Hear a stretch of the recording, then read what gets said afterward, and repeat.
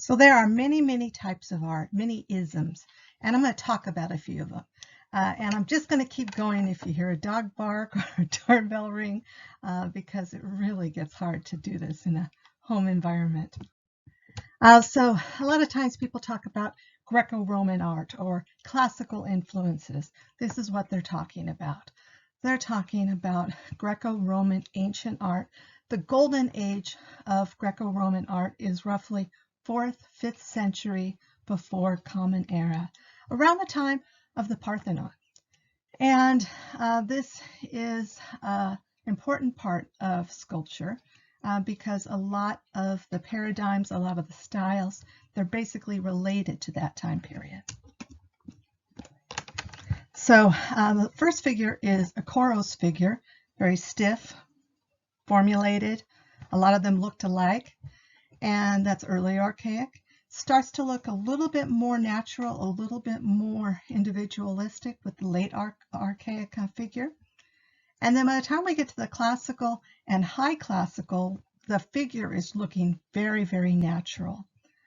So the Greeks loved the human body, particularly the male human body. There was a preference in this time period of the heroic nude, or the male form, more so than the female form.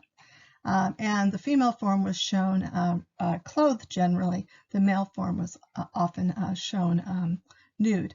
But that changes. That starts to change with the Aphrodite of Knidos and other works. But again, there definitely was a marked preference for the male form early on. Okay. So classical art, again, 4th, 5th century before Common Era. Interest in balance, symmetry, formulaic preferences. You know, the head should be a certain percentage compared to the rest of the body. Basically, the head should be about 1 to 8. Some of the canons were 1 to 7. And so this idea of proportion and balance, this was very, very appealing. Large-breasted women were not the ideal. As you can see here, more medium.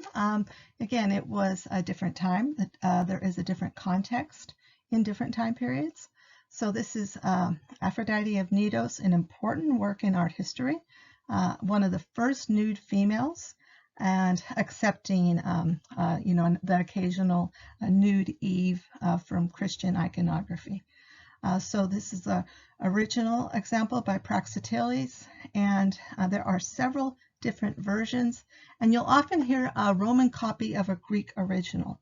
That means that more than likely the Greek original was melted for warfare, but they do have some copies, so Roman copies of Greek originals. And sometimes that's the only way we know of these artworks. And when we find these bronzes, they are particularly prized. The Aphrodite of Knidos was particularly known for her beautiful, lush bum. And yes, there are stories in art history that she was so naturalistic, so beautiful, that she was molested in antiquity. Anyway, you can Google it. But in any case, these figures were not white or off-white. These were painted figures. We didn't know that for a very long time. Because when they were, of course, found, the paint did not stay, but the marble did. And so we went through the Renaissance, we went through the neoclassical period. It was a long time before they realized that, generally speaking, these were colorful. And so a very different aesthetic than what we have now. The Borghese Venus, and this would be in the Galleria Borghese. And so again, here you can see a number of different versions, a number of different styles. That beautiful S curve, that's called contrapposto, and talk about that in the art terms. Chore, maiden, and these are the female forms. These are archaic, they're stiff, they're formal, they're front-gazing. They have what we call an archaic smile, just like the male Koros. And this archaic smile kind of looks like a smirk generally. It looks very, very stiff and unnatural. And so this was a type believe it or not, a lot of the male corals and other corals were actually found in funerary areas. So they are these idealized types that consider how unusual that might look in a funerary environment. All of these different sculptures designating people that had passed. It might be a little different. So here's an example of what it would have looked like when it was polychromatic or many-colored. Again, it's really quite a different aesthetic than what you might imagine. So this is archaic to classical, and you see a progression of the figure. And you can just see incredible progress in how the figure was sculpted. And so again, it starts with the Maniclos Apollo, and it goes all the way through Demosthenes, 280 before Common Era, and he was an orator. And so in any case, it's interesting to see that progression. The bronze in there is called the Riace warrior, and the Riace warrior is significant because it was bronze. It was also found at the bottom of the ocean. You can only imagine how eerie that must have been, this figure coming up out of the water. So the Dorophoros, spear thrower, classical, artist unknown, canon of proportions, again this idea of the head should be a certain percentage compared to the rest of the body, sometimes 1:7, sometimes 1:8. The original would have been around 440 before Common Era, and again there are many Roman copies of Greek originals. You see that a lot when you go to the museum, so now you have an understanding. Because if a country's at war, one of the first things to go is art, and so they literally would melt down those figures and make them into weapons. And so that's why you don't always have a lot of these bronze. They're considered very valuable. So harmony, beauty, symmetry, ideal form, these were all of the tenets of classical art. So she was a goddess. She literally was born out of the head of Zeus. In some stories, Hephaestus or Vulcan, Roman and Greek names, actually helped him because he had a headache, a raging headache, and he actually broke open Zeus's head with his hatchet. With mythology, you have to just go with it, okay? It's not necessarily realistic to what our experience of life is. The stories are great. You can often find them on Encyclopedia Mythica and Pantheon.org, and a lot of these stories are there. But she was born a goddess, fully grown. This is Athena, and she actually was even dressed in armor. So no awkward teenage years, nothing like that. So classical defined. Again, originally it was talking about ancient Greece, again, 4th and 5th centuries before Common Era. Later, it also starts to include Roman art as well. So that's why you hear Greco-Roman. Well, that's a large period, and that's indeed what classical covers. And so a lot of things look back to the classical past. You'll find banks that have this facade, and these are called Doric columns. It's a remarkable view of the aspect of the Parthenon. These are some detailed views of the Parthenon, and you can also see a nighttime view of the Parthenon. And it's an incredible experience to actually see it in Athens, Greece.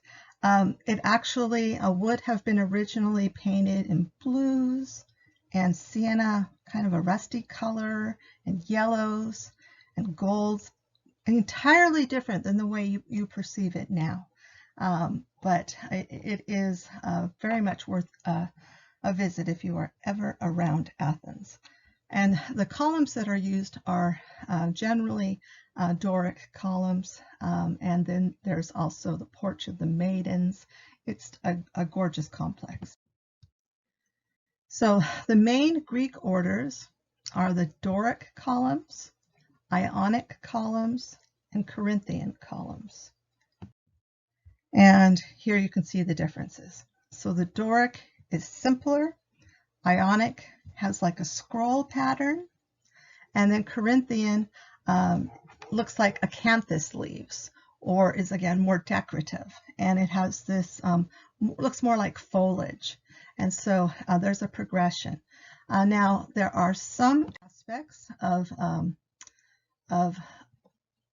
art and architecture. For instance, the Colosseum. The Colosseum actually uses all three forms. You have Ionic, you have Corinthian, and you also have Doric on the facade of the Colosseum. And it was not originally called this Colosseum. It was originally called the Flavian Amphitheater, after the Flavians. So this is a example of a classical sculpture. More specifically, we would call it Hellenistic. It's well past looking natural. Now it almost looks like the figures could step out of stone, with the exception of the younger males look like they're miniatures of the larger male versus looking more like adolescents. They still don't have that quite down. But they also are showing the more important figure, which is indeed the Trojan priest. What is it about? This is at the Vatican as you enter. It's sometimes on certain tours, it's the first thing you see. And the Trojan priest angered the gods by warning people against the famous Trojan horse. And this ticked off some of the gods. Beware Greeks bearing gifts, is what he said. And Athena, angry, blinded him and sent an earthquake. You don't want to be ticking off the gods. Another source tells that priests were supposed to be celibate, but he married and had sons, which was against the rules. A giant snake was sent, and clearly you can see the rest of the story. It's a pretty wild image. But it was much admired. In fact, the great Michelangelo from the Renaissance particularly admired the Laocoon. It was said to have been unearthed during the Renaissance, and is part of the reason why the Greco-Roman art was so very influential. So going back a bit, right before the Renaissance, you would have seen late medieval, early Renaissance, proto-Renaissance, the development of space with Giotto. The figure was becoming less stiff, more natural, not as natural as the Renaissance, moving towards naturalism, realism. So this is Giotto's presentation of the Virgin, and it is where architectural space is starting to look more natural. The space and the perspective is developing.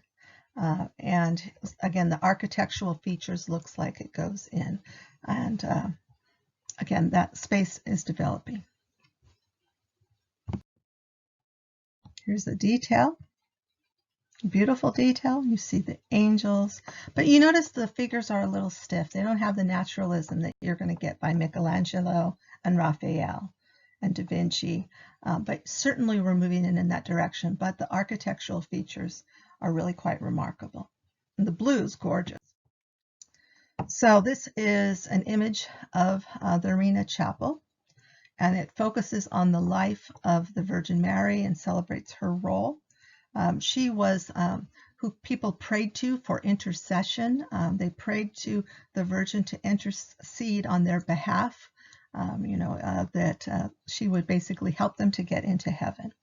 And many people, of course, still do pray to the Virgin. The genius of the chapel lies in the narrative's layout. He arranged the different scenes chronologically in horizontal bands, so it tells a story. And it's narrative. And Mary's life appears first, followed by the life and ministry of Jesus, and culminating in the passions of Christ. The passion of Christ refers to the life of Christ.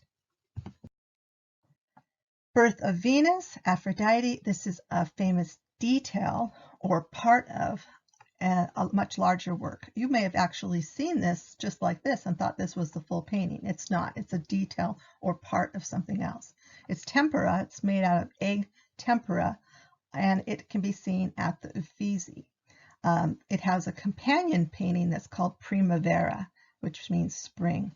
But this is a celebration of the birth of Venus, where she's rising out of a shell, and she's rising out of a shell on the water.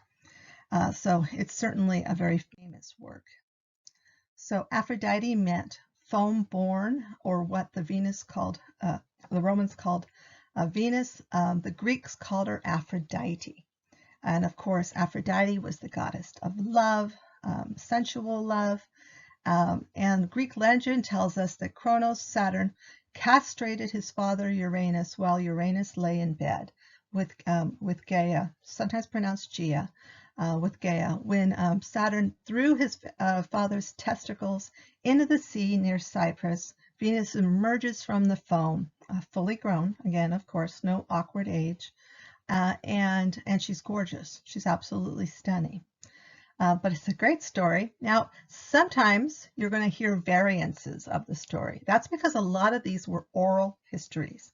And so there might be regional differences, but that's why, like I said, Encyclopedia, Pantheon, Encyclopedia Mythica, or Pantheon.org are helpful, because if you want to read up more on it. So this is the full image.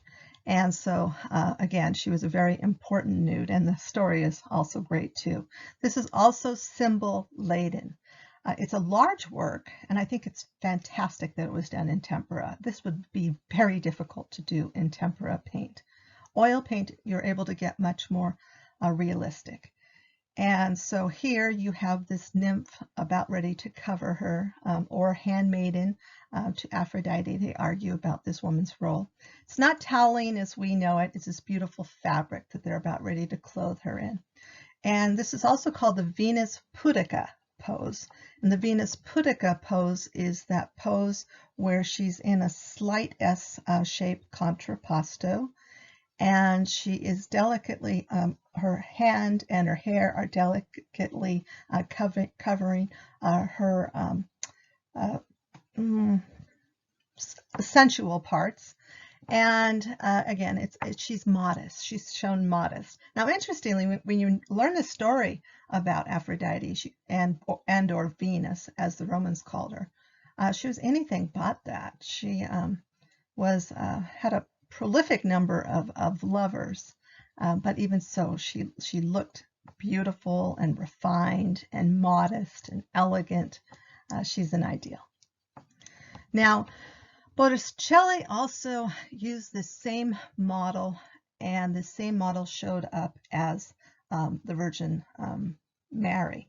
And some people did not like the fact that he used the same model.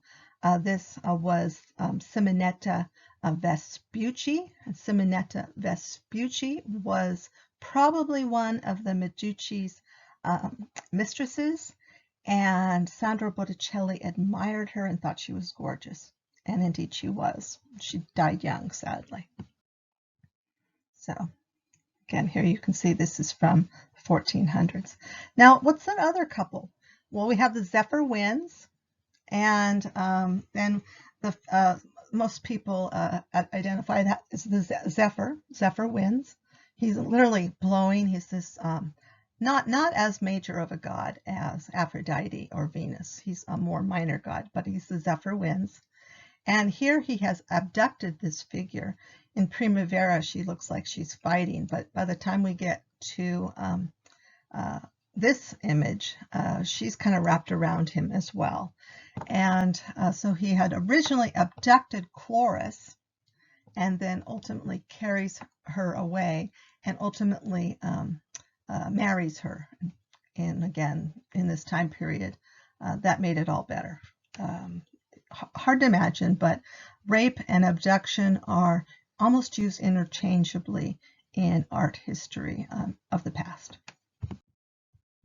So again, Simonetta Vespucci, and he actually expressed a wish to be buried at her feet. He truly admired her and cared for her.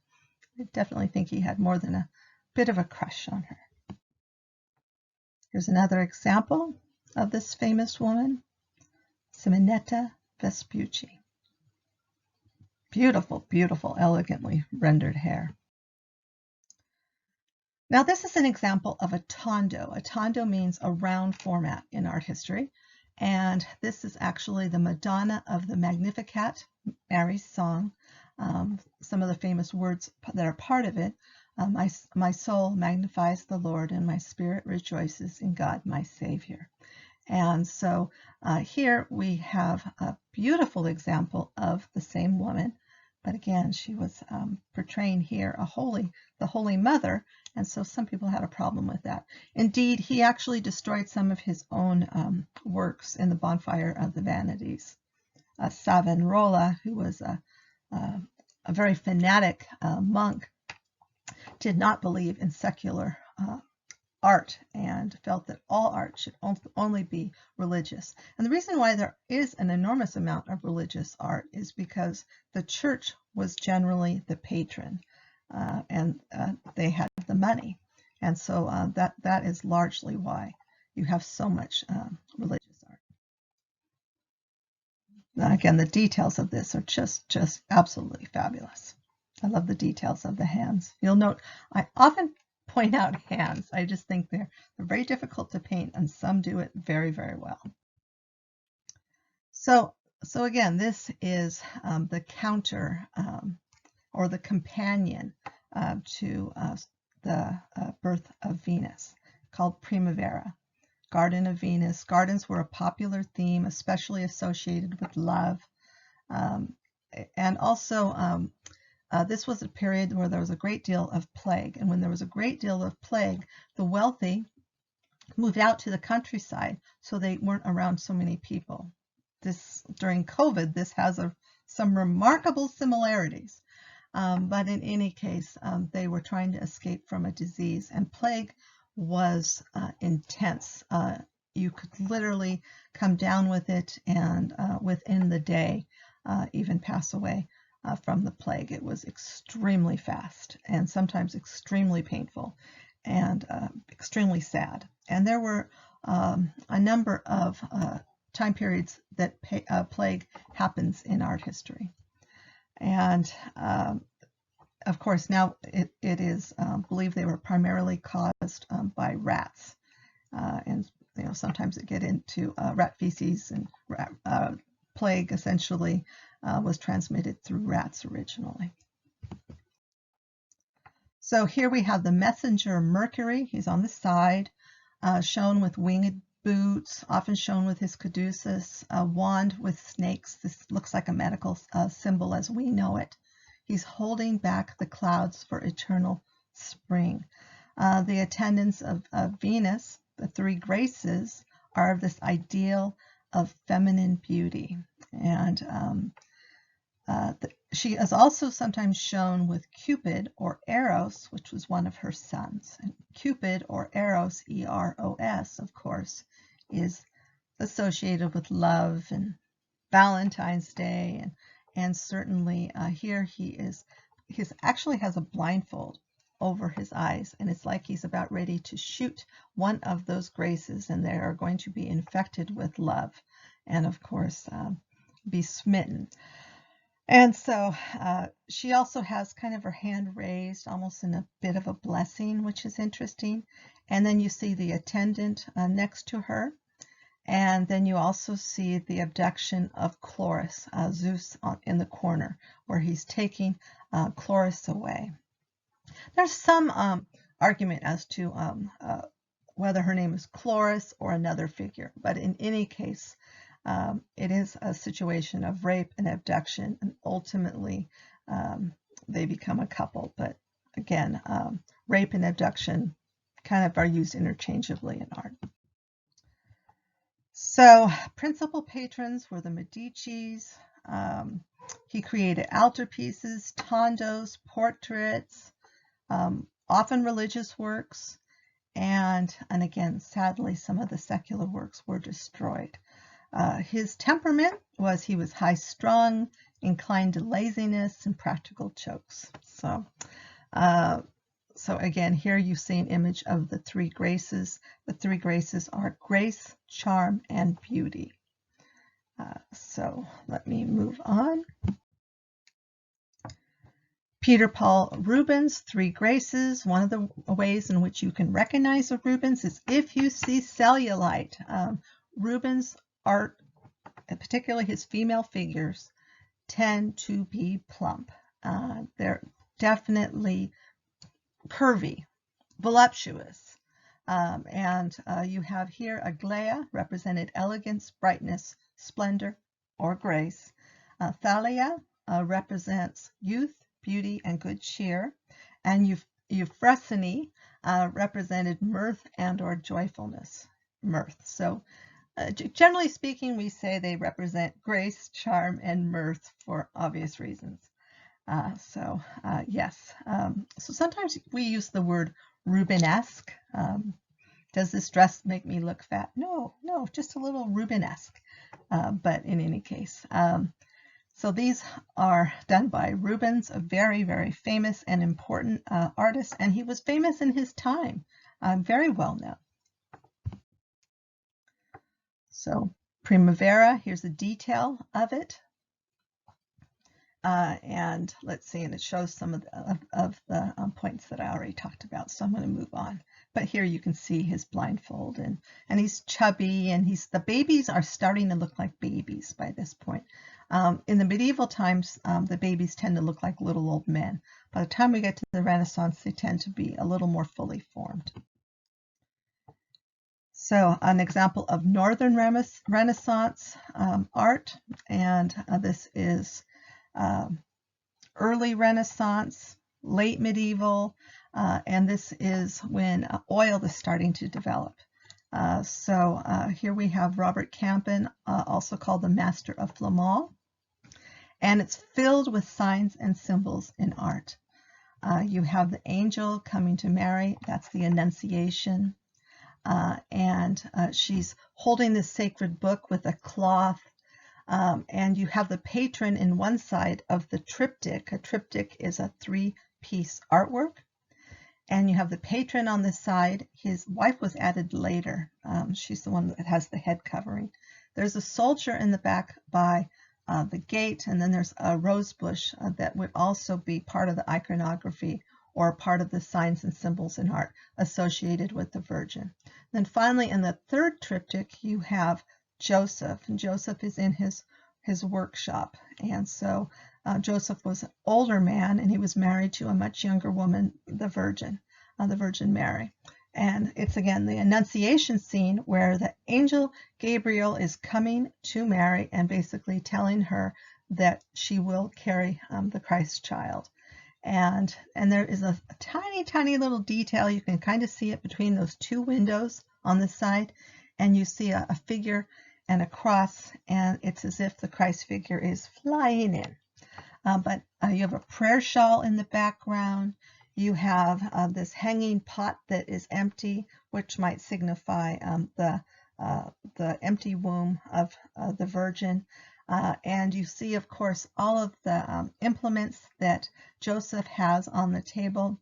Those are actually associated with a specific part of the book of Isaiah that actually talks about Joseph's tools. So the very religious person of this time period would be able to read this visually, a lot of the details that we just don't get. And so there are even more symbols. There is in that vase with the flower, that's a lily, that's also associated with the Virgin. And so, again, it's called the Merode altarpiece, also called the Annunciation triptych, and made with tempera and oil. And this represents 1420s. This represents basically when oil is starting to be used. And you're going to see a dramatic change when we get to the Renaissance because it looks so natural. It looks so realistic. Jan van Eyck. You see this gesture of surprise when this Virgin is approached by this incredible looking angel with these rainbow wings. And this is Jan van Eyck's angel. And this is called the Annunciation. And he was an incredible miniaturist painter, incredible detail. Him and his brother Jan and Herbert van Eyck were well known, and these works were sensational. And even so, you see the Holy Spirit, this bird flying in from the windows, and again you see those rays. Even the flooring has the details of Old Testament subject matter. So the Annunciation is a central event in Christianity. It shows up quite a bit in art history. So you have round Romanesque windows, sets of three. Is very intentional when you have three windows or you have three lobes on an architectural detail. Those are very intentional to basically point towards the Trinity. So the angel hails Mary as the handmaiden of the Lord, and her words are actually upside down so that basically God is reading the words. The Holy Spirit is reading the words. I think it's interesting that they flipped the words upside down. One of the more interesting details of Jan van Eyck's Virgin. So early Renaissance, we're moving down the timeline fast, and this is developing naturalism. The body is looking more natural, more animated. Contrapposto, that beautiful kind of soft curve. In the Renaissance, the idea of genius comes from within, the development of the individual. So this is a young male. Donatello's David is considered one of Donatello's great works in art history. It's a major artwork in art history. And the figure looks rather effeminate, but I think beauty was also perceived differently in this period. Some of the features of the males that look very, what we would consider feminine, were considered handsome then. But he definitely has this kind of jaunty, little bit more feminine aspect to him. Certainly art historians have wrote about the homoeroticism of this work as well. So the backstory, and here I have another example of David, and this is Veronese's example of David. And the model of this one, the second one that you're looking at, was actually believed to be a portrait of Leonardo da Vinci. Leonardo da Vinci was a young man at this point working in Veronese's studio. So he's working in Veronese's studio, and it's believed because Leonardo da Vinci was supposed to have been a stunningly beautiful young man, they believe he was the model. So the backstory, the Philistines attack Israel with a new weapon, the giant Goliath. Jesse's sons prepare for battle. Since he's too young for the battlefield, David is kept behind to tend flocks. The Philistines offer the Israelites a challenge, single combat between each side's strongest man. For 40 days, Goliath taunts Saul. When David hears Goliath defy the armies of the living God, indeed God, David knows he must accept the challenge. It's basically, he's received this message from God. David replies that his faith is enough. With one stone from his sling, David slays the mighty Goliath. And so this is the famous story of David and Goliath. And not all people are familiar with these stories, so I'm only going to give you the background. So this is Verrocchio's David, and again, 1470s.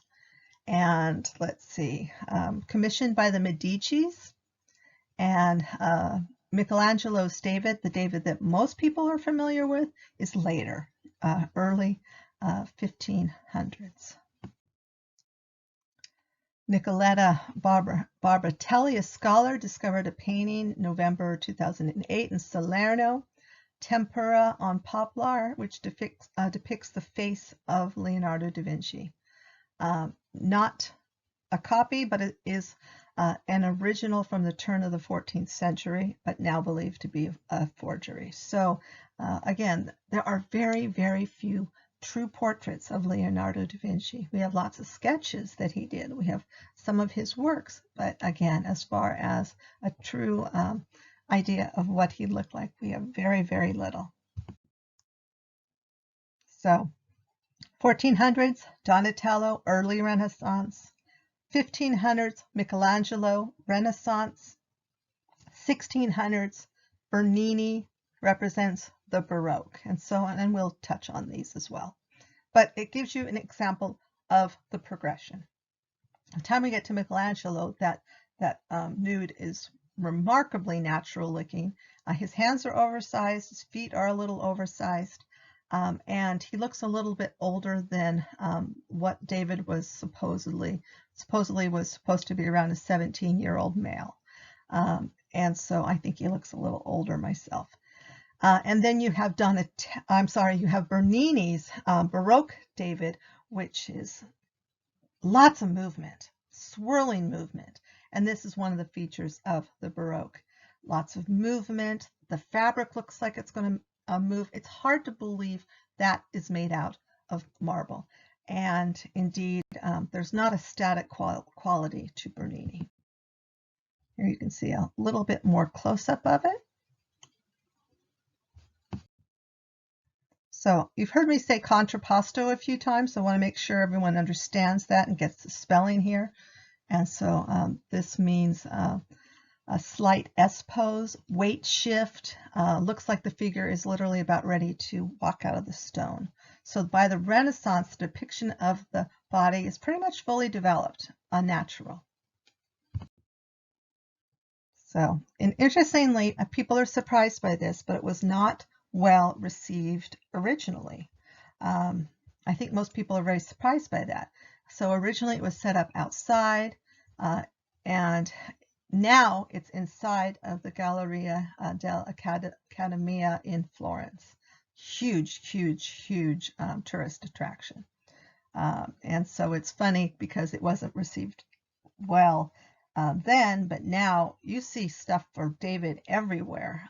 You have little kiosks selling David aprons and all kinds of things.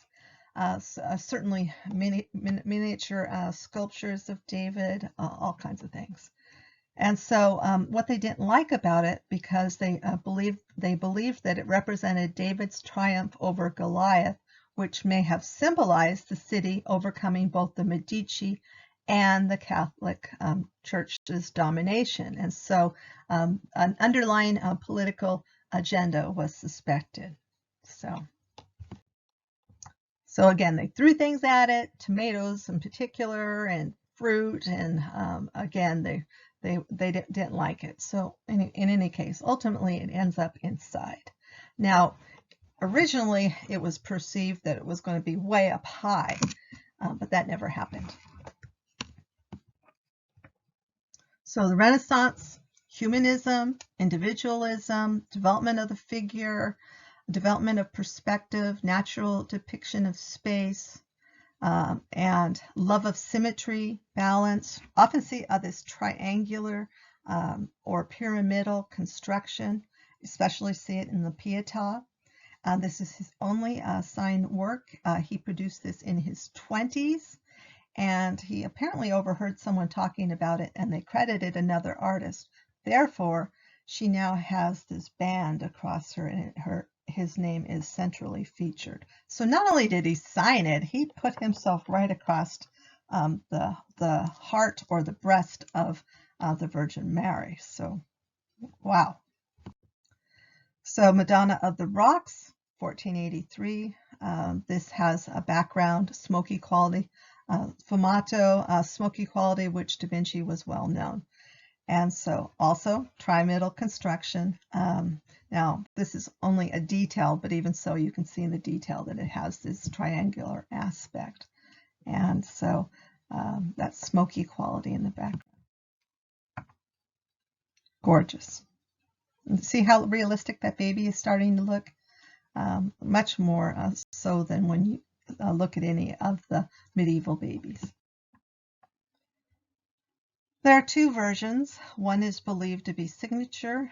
One is probably from the school of Leonardo da Vinci, which means followers of Leonardo da Vinci, or even people who trained under Leonardo da Vinci, but only one of them is believed to be. So these are Leonardo da Vinci. Leonardo da Vinci, you have again this pyramidal construction in both. One of them is believed to be autographed. One of them is believed to be a copy by the school of Leonardo da Vinci, followers of Leonardo da Vinci, people who studied or were influenced by Leonardo da Vinci. Making copies of important works has been done for centuries. It's one of the ways in which artists learn. One of them looks more authentic. I want you to look at both, determine which one you think is more likely Leonardo da Vinci. I think you can see that one has much higher detail, and I think the baby looks a little bit more natural, a little bit more detailed. Leonardo's artworks tend to have color that's a little bit more subdued. If I was asking you which one's a Titian, you'd probably pick the second one. But if I'm asking you which one is Leonardo da Vinci, you'd probably pick the first, and the first is correct. Titian was driven by brilliant color, as was Raphael, I think. But Leonardo da Vinci, its detail and drawing and draftsmanship and the smoky background, these are all things that make it a Leonardo. So Da Vinci actually said, "I've offended God and mankind because my work didn't reach the quality it should have." And to believe he said this, and then here we are 500 years discussing his work, is remarkable.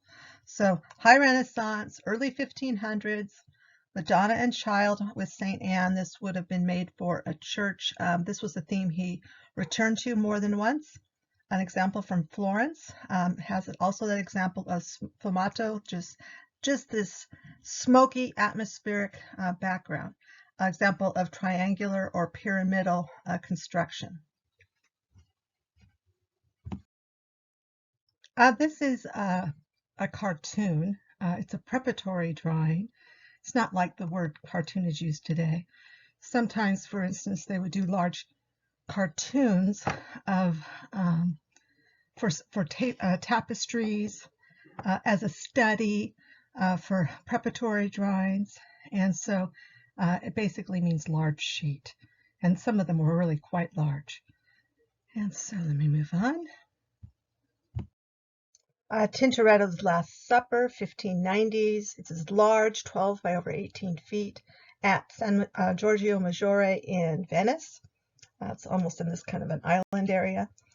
And Venice, of course, is also associated with glassmaking and beautiful art. So strong diagonal, internal light source. Central figure is Christ, multi-figured, lots of action. The angels and the lighting even look a little sinister because of the dark color. You have animals in this, check in the foreground. And again, there's a lot going on.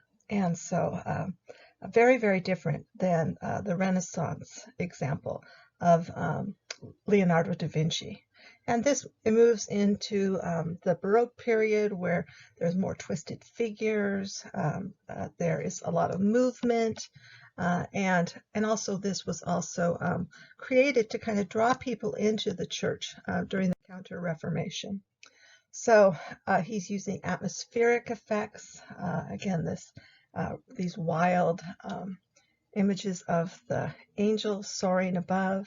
The Christ figure is very much a central figure, but the diagonal is what kind of moves your eye up to the main subject, which of course is the Christ figure.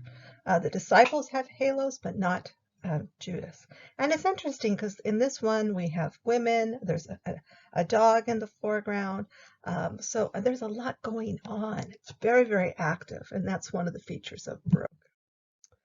So this is, again, part of the Catholic Counter-Reformation, and it basically mostly 1600s, but this is 1590s. And so aimed at preserving the church's strength, bringing back people to the church, and part of it was creating this visual spectacle.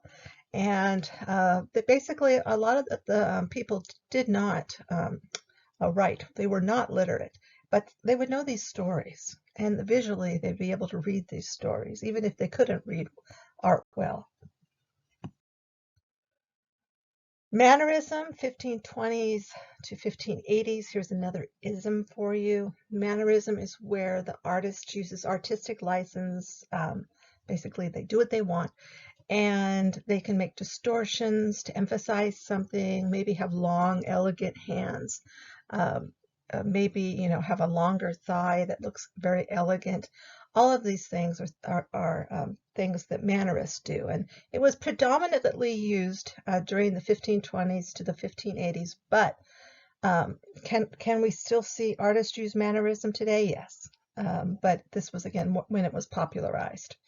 Adds emotional intensity, emphasis where the artist wants it. You see this very, very elegant virgin. If she stood up, she looks like she'd be 9 feet tall. That's very mannerist.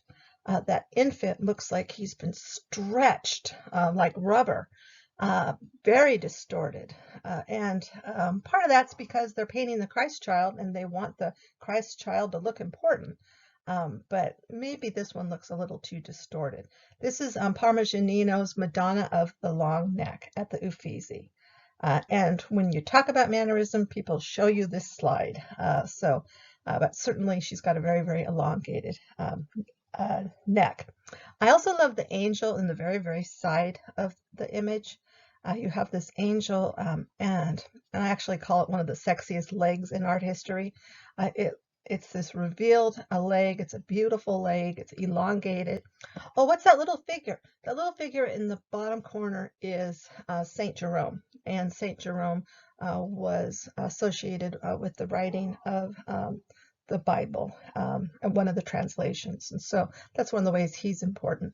But sometimes if a painting was for a specific church, there would be some allusion to connect it to whatever the main theme of that church. If it was Saint Mary, the images would be of Mary, certainly. Or if it was Saint Catherine, you might have a Catherine wheel or other things in the art inside of the chapel. So here's a detail of it. And so Saint Jerome was adored Mary, and believed that the patron wanted to include him. And whatever the patron wants, you do. So, and look at her long, narrow feet. These are not delicate little feet. They're very much elongated, which is interesting.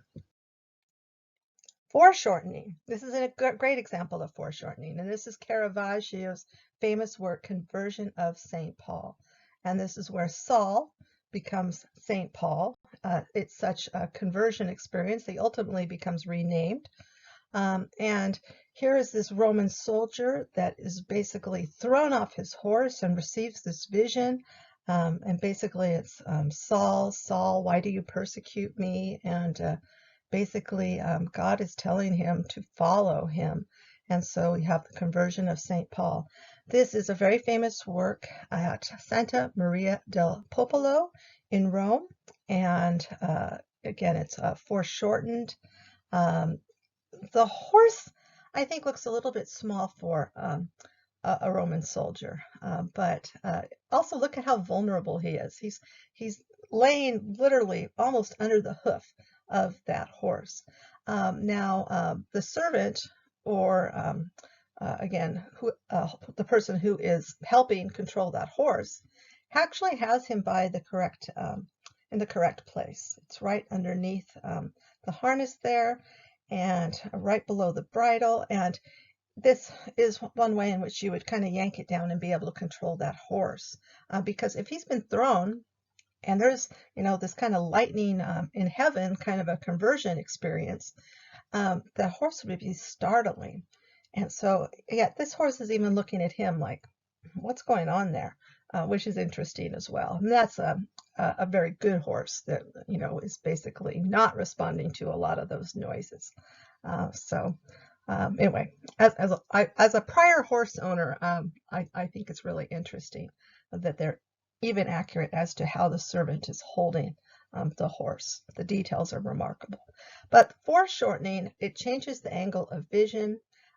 He looks like he's short. His body looks short, but this is a soldier. He would have been a good size, but he doesn't look that way. It's distorted. And so Sometimes when you take a picture of foreshortening, maybe you're taking a picture of a funny angle and it makes your friend's face look super long. Example of foreshortening. Again, it distorts, so less depth or distance, or again, it affects the perspective. So again, here his body looks pretty compact. So foreshortening. In situ, which means in place, which means in the original place that it was supposed to hang, and it is in a niche area. And here you can see it in the first slide. And in the second slide, we see additional Caravaggios. You have the Calling of St. Matthew, and again, you also have this beautiful image of the angel coming down to the saint to St. Matthew, and this beautiful S line. It's very sinuous, and that's very much part of the Baroque, the sense of movement, and that work kind of exemplifies that. But in situ means in place. Like, for instance, a lot of the artwork in Pompeii was obviously in place because there was 20 feet of ash, and when they were removing it, basically got to see where items and artifacts, and indeed even the shells of where the bodies were, they actually had all of that preserved. And so a lot of that they were very, very careful to keep in situ, or keep in place. So Baroque, twisting, twirling, this a sense of emotion, sense of movement. A good example, of course, is Bernini, Gian Lorenzo Bernini. Some features do appear in Dutch art, but I think it is primarily, you see a great deal of it in Italian art. But again, it does show up other places. Certainly Rubens is part of the Baroque movement as well. And Artemisia Gentileschi, and anyway, this beautiful sense of movement. And so here we have example of Hades and Persephone, and this is hard to believe this is even stone. And so I'll try to remember to include a Bernini clip for you. So the Baroque could be very dramatic, spiraling. Here we have the abduction or rape of Persephone. And again, we have the Greco-Roman names. They're close, but not the same. Daughter of Zeus and Demeter. And she was abducted by Hades and ate some pomegranate seeds. And it was those pomegranate seeds that basically tied her to the underworld for part of the year. And that was one way in which they explained the change of seasons, and how the gods and goddesses were affiliated with it. So allowed back to be with her mother after Zeus basically intervenes to help her after she's just distraught, but she could not return for part of the year. And so it's an interesting story. But look at how realistic it looks, and look at all the movement it has. And this is the Baroque, and this is Bernini. So Caravaggio also is Baroque. There is a sense of movement to his work, but certainly it's more subtle most of the time than Bernini's, although there are a few that have really beautiful, kind of strong diagonals like this one, but not quite as much movement as, say, Bernini. With Bernini, you feel like those figures are almost about ready to come to life. Very popular artist in his life, very confident artist in his life as well. So this is Caravaggio's use of tenebrism and sharp chiaroscuro. So chiaroscuro influences Rembrandt, other Baroque artists, and basically people still have used light dark shadows in their work. So tenebrism, out of darkness, or dark, gloomy, mysterious. For instance, the Tintoretto I showed you is an example of tenebrism. Light dark contrast, that really dramatic light dark contrast you get with Caravaggio. And so this is the Virgin of Loreto. It's in the St. Agostino. It's in a church that is kind of behind the Vatican. And it's, again, if you ever get to Rome, it's not to be missed. But it's kind of hidden. I mean, when I saw it, there was no one else in the church. Meanwhile, the Vatican is full. She's wearing an almost purple um, gown, and then has this deep burgundy on the top. But the baby looks more like a toddler here. And here, of course, you see this peasant. And you notice the dirty feet. That is kind of a thing of Caravaggio. He shows people with dirty feet. And it didn't always make the Roman Catholic Church very happy. That level of naturalism, they didn't think belonged in a church environment. So, but great details here. And she also has those kind of elongated, elegant feet as well. And you just have the sense that this pair that is basically doing a pilgrimage to the Madonna of Saint Loreto, and they've come to worship her, and you have this feeling that she's just stepped out from washing the baby, and so it's really immediate and really natural, and the light is stunning. And this is Michelangelo Merisi da Caravaggio. So Baroque is more serious than Rococo, that becomes light, playful, and the colors get lighter. Some say it follows Baroque. Some say they develop side by side. I think Baroque developed a little before, but there is an overlap. So Baroque, having the characteristics of style, particularly in the 1600s, that again is lots of ornamentation. It's sometimes over the top ornamentation, drama, movement, and this is the baldacchino that is in the Vatican. And it is a canopy that is basically over the throne of St. Peter. And so it's considered a very, very holy space today and there, and today and then. So some experts are convinced the relics or remains of St. Peter are indeed authentic. Others disagree. Pope Francis shown with a reliquary of St. Peter. A reliquary is something that contains part of the saint, maybe a part of their hand, maybe a part of their arm.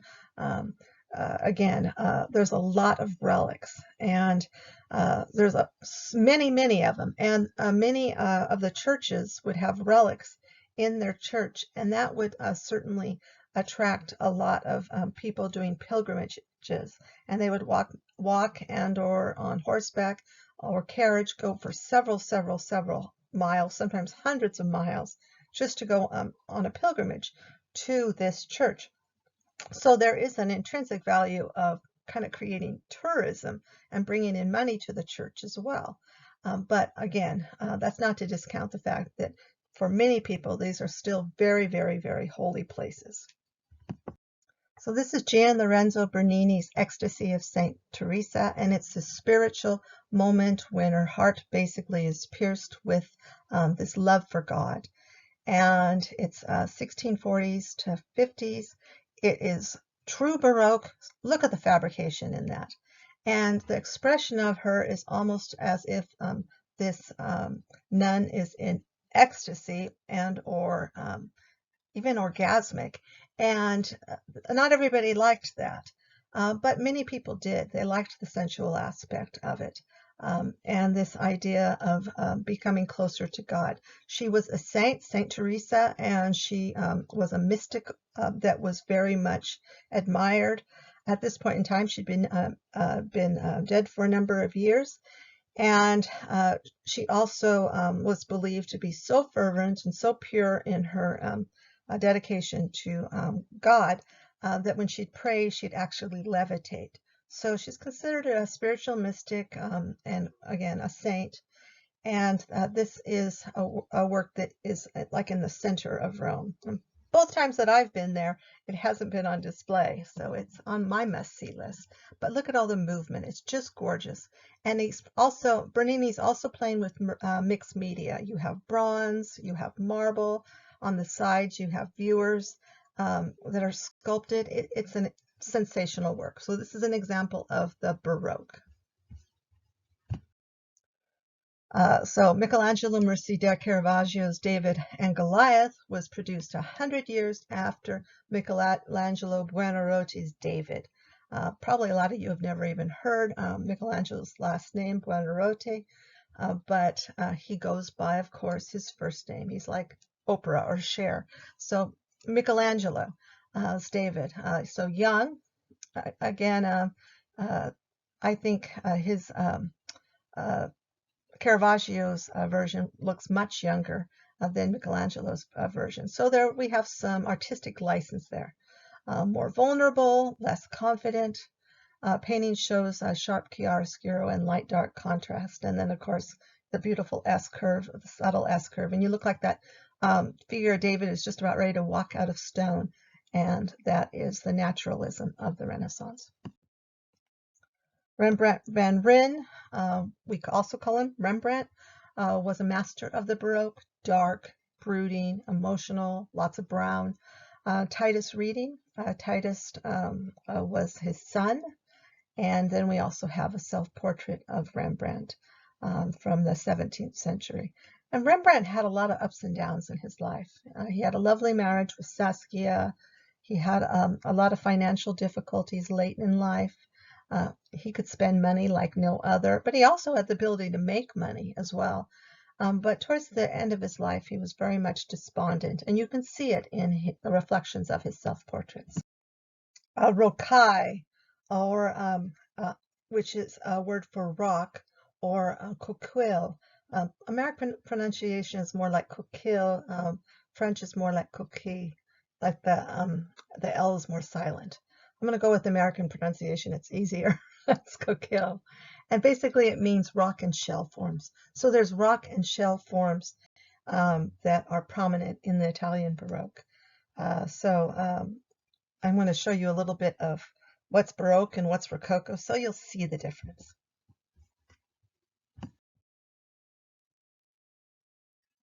So this evolved from Baroque types and is distinguished by very elegant, refined imagery. It's again, look how light it is and bright it is. Salon of the Princess, Paris, France, Rococo. I was told by one of my professors years and years ago that the way to recognize Rococo is if you see a lot of sherbet colors. And most of the time, that's true. There are a few exceptions. But again, when you see icy blues, icy pinks, and icy greens, it's a good possibility you're looking at Rococo work. There's often a lot of love themes. It's very playful. It's kind of syrupy at times. Again, a lot of art historians think it's overdone. It's typically not the favorite period for a lot of people that study art. I think it's part of the story, and so I think a lot of the Rococo works are really, really quite lovely. This is Happy Lovers. It's at the Norton Simon. It's kind of medium-sized. The details are just gorgeous, and very, very playful and fun. She has forget-me-not flowers in her bodice. Your eye is drawn to those flowers and that beautiful décolletage. And he's kind of leaning in her lap, just looking longingly at her. He's captured this dove. She's holding this bird cage. Very symbolic. Basically, she's captured his heart, and they're barefoot. Shocking. Oh my gosh. In that day and time, that would have been very, very noticeable and very, very shocking, and would have also led people to believe that they've been happy lovers. Literally, the hat thrown off. That's another example that clues you into the fact that this is an illicit relationship. So it has a lot of fun undertones in these works. This one is called The Swing, and it's 18th century Rococo, pure Rococo. It's a little darker, so this would be tricky because a lot of people go, oh no, it's dark, it's Baroque. No, it's Rococo because of the theme. Even the Cupid sculpture is kind of saying shh, because there is this man is pushing her on the swing. So she's being pushed on the swing by this older man who is a bishop. And we know this because the person who basically wanted this painted, the patron, basically told the artist what he wanted. He wanted this bishop pushing this young girl, and he's actually holding her by some strings so she doesn't go too high. And then there's this young man in the bushes who's basically looking up her dress. And then she's letting her slipper fly off. Again, that's another allusion to sexuality. So playful, fun, sexual. Yes, it's a fascinating work. So Watteau's Pleasure of the Ball, detail of pleasure gardens. The Rococo loved beautiful gardens, gardens of love, the fête galante. And this is a French term that refers to elegant gardens and themes. And it's very, very distinctive. And often in Watteau, you have this kind of softness to it, this again, this kind of atmospheric effect.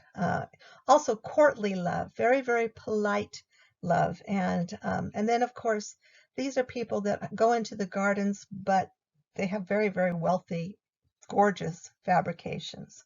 So sometimes they may be dressed like peasants, but they're not peasants, and you can tell by the fabrication.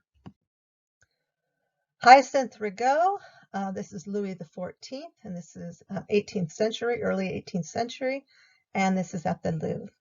Huge patron of the arts, Louis XIV, spent a tremendous amount of money, overdid the wars or overdid taxation, but as a patron of the arts, he was certainly admirable. But as a king overall, probably not so much. But he was known as a sun king. He believed he had the divine right to rule, which basically meant that he was his right to rule comes directly from God, and that it's part of his lineage, part of his family. He was less than 5 years old when his father died, and he was placed under the guardianship of his mother, Aunt Anne of Austria. So he rises to power very, very young, and gets a little bit full of himself, as you can kind of see here. He has fleur-de-lis symbols all over that robe, and the fleur-de-lis is a symbol of the Holy Trinity, Father, Son, and Holy Spirit. But again, divine right to rule. So there's subtle symbols like that. Often, because he referred to himself as the Sun King, you can also find images of the sun. But he looks very, very grand, and look at his little heels to give him a little more stature. Really, really very dramatic. So when we talk about hierarchy of genres, and this is something I like my students to know, is at the very top is history painting and mythological painting. I'm going to put them together, and those are basically the top of the heap. Those are what people are commissioning, the church and the wealthy. Portraiture underneath it, and again, we have centuries of portraits of mostly rich people, but occasionally not. Genre painting is everyday painting, everyday scenes. So that's what it means when we're talking about the hierarchy of genres. However, the word genre can also mean a type of work. So it has a dual meaning in art history. But here, again, we're talking about genre painting. We're talking about everyday paintings, not a type of work. Oh, what genre are you painting it? So landscape painting underneath genre, and then animal paintings below that, and then still life below that.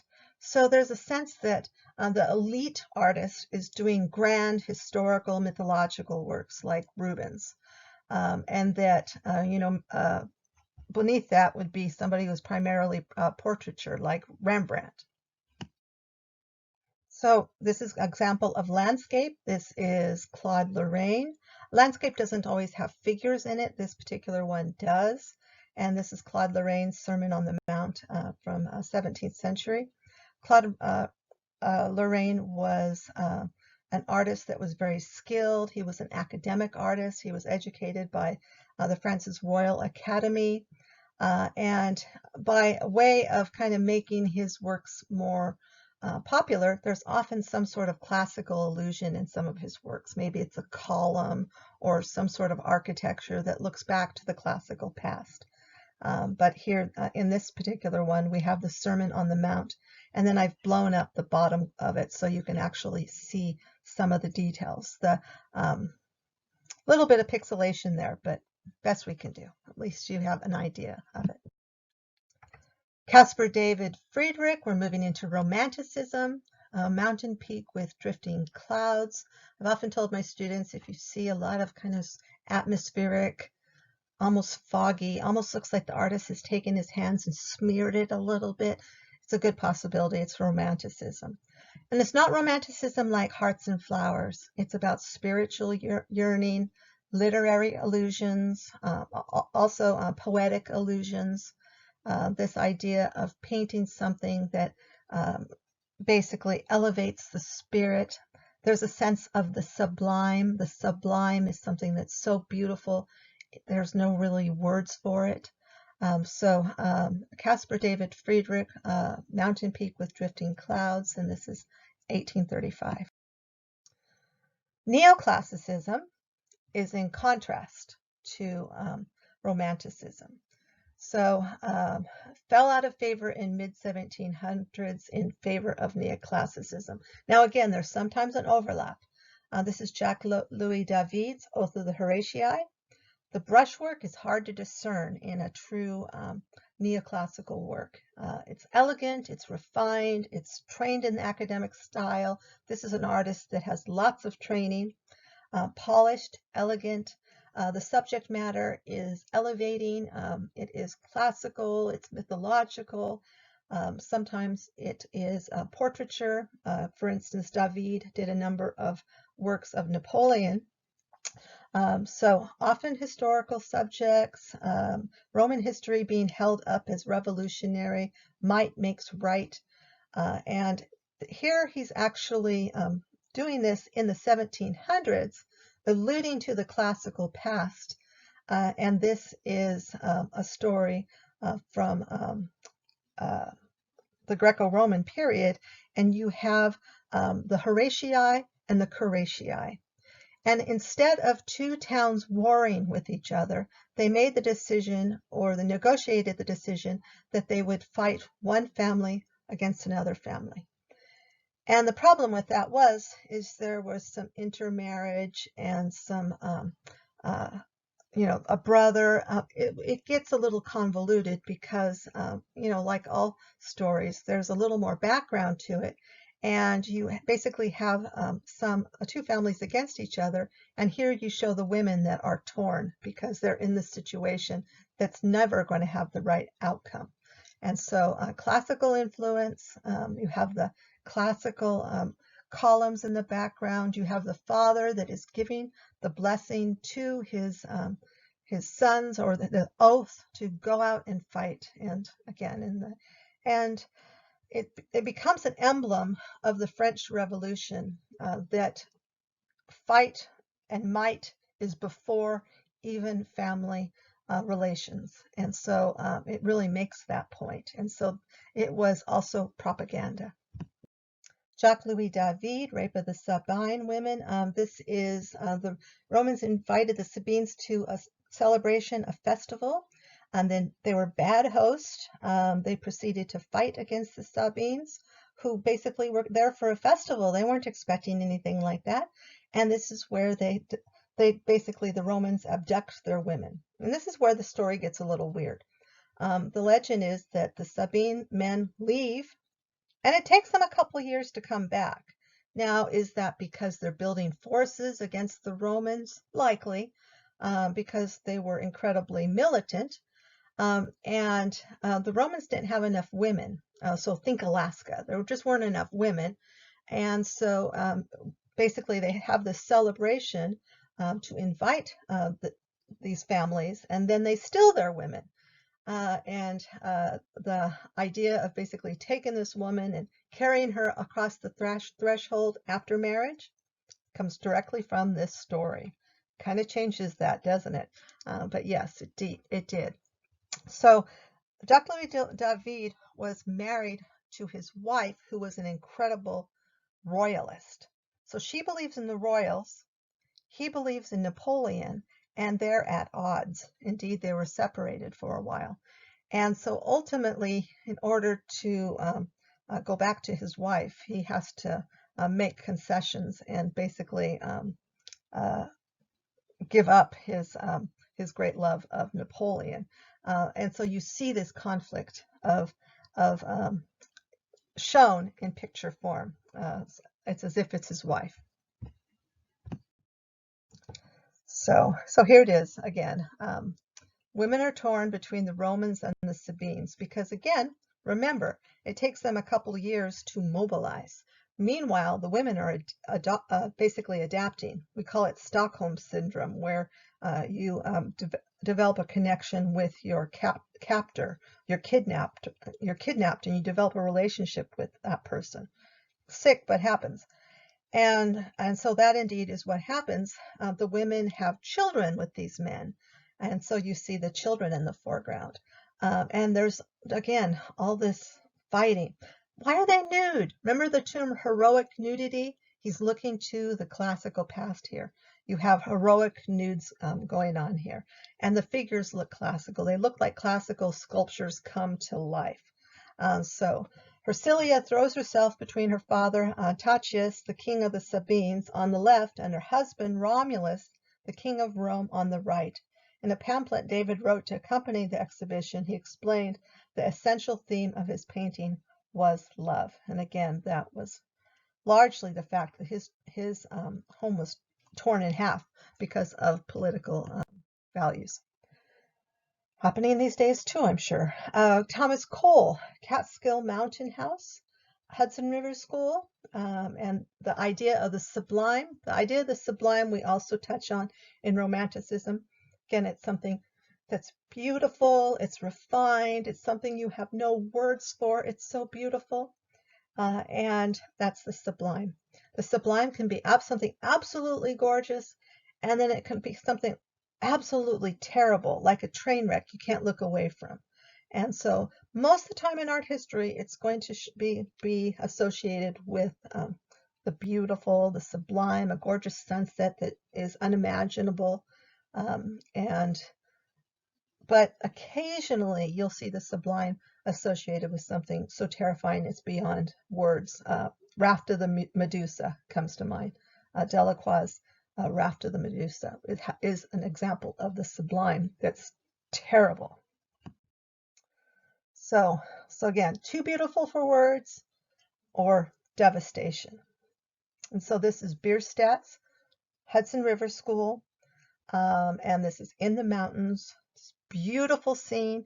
These images were making people very interested in coming to the United States of America because they were really drawn to these images that were just so striking. Sometimes people are critical of Bierstadt because the mountains in the background look more like the Swiss Alps. They're not rounded, they're quite different. This definitely has that sense of the sublime. It's just so beautiful, it's hard to even describe. And you sometimes see God in the works. You almost see this sense of God. There's a sense of spiritualism in a lot of the Hudson River School works. So also Hudson River School, again, not technically an ism, but very much an art movement.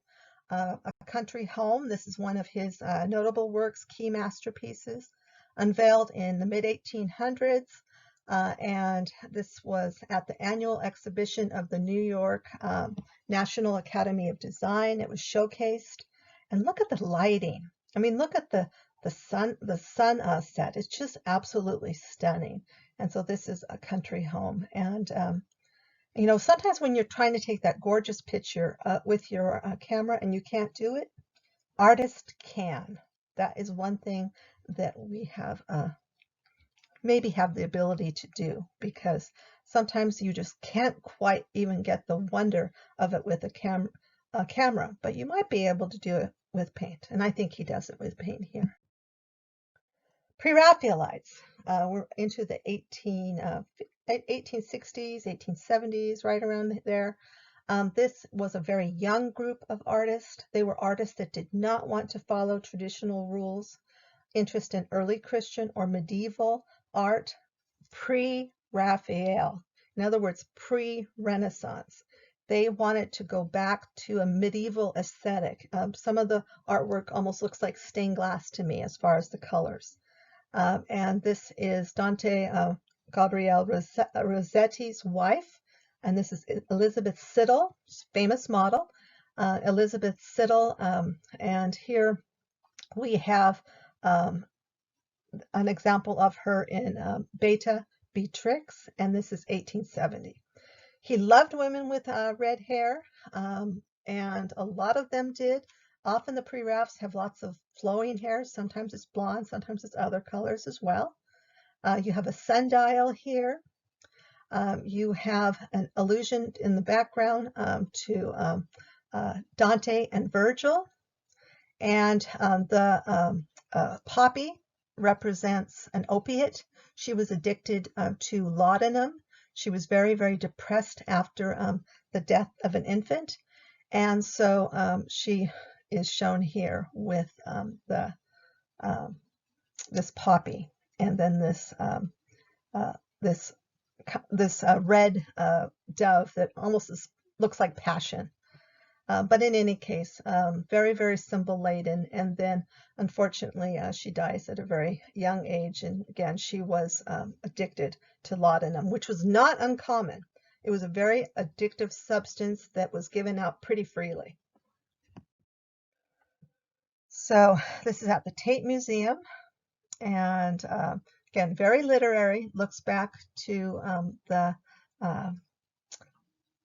again, they wanted to look back to before Raphael, and very sensuous, haunting, and so again, that red dove, blood, death, passion. She looks almost trance-like, but she also looks gorgeous. And the sundial is also considered a vanitas, a reminder of death. The idea that time is fleeting, and you see that. She was very much a much beloved wife of Dante Gabriele Rossetti. So here we also see the same model in the very, very famous Ophelia. This is a very famous artwork, and this is at the Tate Museum, 1852. And it's by Sir John Everett Millais. Sir John Everett Millais was a very successful artist. He made a tremendous amount of money, and he was successful in his lifetime, although in the beginning as a pre-Raphaelite, they were very much on the fringes. The Ophelia basically looks back to the tragic story from Hamlet, and this shows Ophelia's suicide because she's so dismayed about her lover, about her family. And I'm paraphrasing major, but again, I want to go through the isms a little bit. And so this is, she's basically shown in this river floating, and she dies, she drowns herself. And oftentimes when they had all these dresses and stuff, sometimes they would weight their dresses down with rocks and whatnot to kill themselves. So again, very, very famous, very, very detailed. He even made sure that all of the flowers were blooming at the same time. Here you can see the details of it. Gorgeous, gorgeous work, and one of the key works at the Tate Museum. Realism, Courbet, Painter's Studio, 1850s. He actually had a one-person exhibition. This was unusual. This was new, and so he basically had the funds to promote this idea of realism because, again, it was his exhibition. And here he places him right in the middle of the work. This is sometimes also called 7 years of my life as a painter. Did all these figures exist in this room at the same time? No. They're more of a memory of all the things that happened in the 7 years of his life as a painter. You have a very sculptural nude in the center, and that is also a classical illusion. You have the symbol of innocence in the child. And it's playful and fun. You also have a cat in there, and you have dogs in there. And if you notice, one side is nicer dressed than the other side. You have something that's more basically lower class, maybe a tiny bit of middle class, but middle class is very much barely emerging in the 1850s. And then on the other side, you have the more wealthy. Indeed, he said that he actually saw a woman walking down the street with this beautiful shawl, and that was the inspiration for that. In the corner on the very side, the man looking at a book, that's Charles Baudelaire. Charles Baudelaire was his friend, and he was a writer. And Charles Baudelaire was saying artists should paint what they know. They should paint modernity. They should paint modern life. Forget painting historical works. Forget painting mythological works. Paint what you know. And indeed, that's what Courbet does. One of the interesting details that is kind of behind him as he's reading, if you look really, really close against the wall, you see a trace outline. That was Jeanne Duval, his girlfriend. They would break up, they'd get back together again. Break up, get back together again. This was this moment where they were broken up, and the artist actually covered her up. And then her figure starts to bleed through over time. We call that a pentimento. So this pentimento, it starts to basically bleed through. You start to see this trace of this woman. And again, we even know who she is, Jeanne Duval. Self-portrait, Gustave Courbet, and this is mid-1800s, presented at the Pavilion of Realism, again, 1855. And this was in response to the more rigid academic salon that wanted people to paint portraits, mythological figures, historical works. Art should be elevating, and not everyday, certainly not genre works. And so this idea was new. And so this is Courbet, the self-proclaimed proudest and most arrogant man in France. I asked one of my professors once, okay, you talk about all these artists that you love. Is there any of these artists that were really arrogant and annoying and you don't think you'd like them? And she said, without even pausing, Gustave Courbet. In the corner, there is a drawing of this Pavilion of Realism. So we have a little tiny bit of a record of this important early exhibition that was a solo exhibition. So this was kind of shocking at the Paris Salon of 1850s-51. This idea of painting stonebreakers, working class, people working, probably not the sort of image people want to hang above their sofa today, or even then. And so he was painting what he knew. He was painting what he saw. He was painting the world as he knew it. He was painting Baudelaire's modern life. And so this idea of not doing these huge historical paintings or mythological works and placing himself in the middle of a giant canvas with all of the subjects that he had been painting, lower class, upper class, this was unusual.